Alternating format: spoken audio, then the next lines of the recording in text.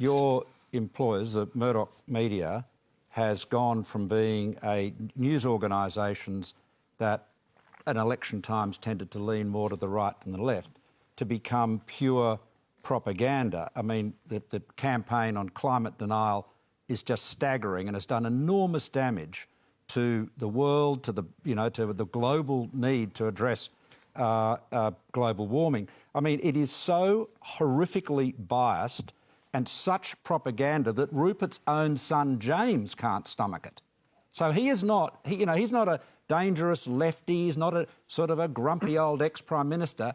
He is the son of the proprietor, and he has walked away and said this is just bias. And you know it's true as well as I do. You know that the newspaper that you edited used to be a broadsheet that tended more often than not to lean to the right at editorial times, but is now undiluted propaganda. And if you want to see its embodiment and the consequences, look at Fox News and the United States today. OK, Malcolm, no, hang on, just on this point.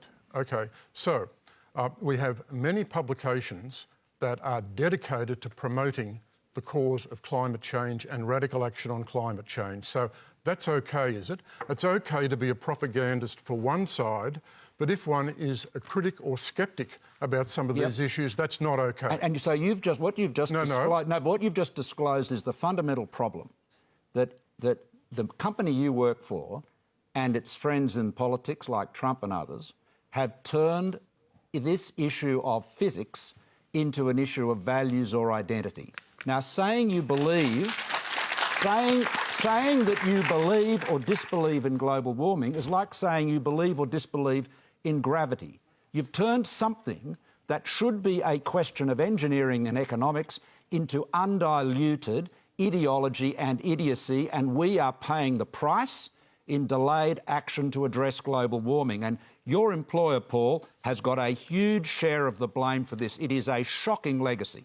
Now, listen, I don't think it's correct to say that the votes cast at recent elections, where the party that had the more radical and proactive stance in terms of taking action on climate change, that they were beaten, and those parties have been beaten, and this is essentially because of News Corporation, OK?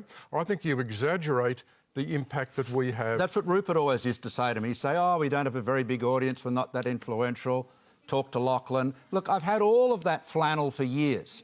The reality is News Corp and Murdoch have done enormous damage to Western democracy and in particular to the United States and Australia, and in particular on the subject of global warming. You know, we had 12 million hectares of our country burnt last summer, and your newspapers were saying it was all the consequence of some arsonists. And James Murdoch was so disgusted, he dissociated himself from the family business. Now, what does that tell you? How offensive, how biased, how destructive does it have to be, Paul, before you will say, one of our greatest writers and journalists, it's enough, I'm out of it? I mean, how long will you keep apologising? Malcolm, how dare you start telling me what I should do in terms of my career? I'm asking you to speak up. Lecture me about what moral position I should take. How dare I do it? I dare to do it.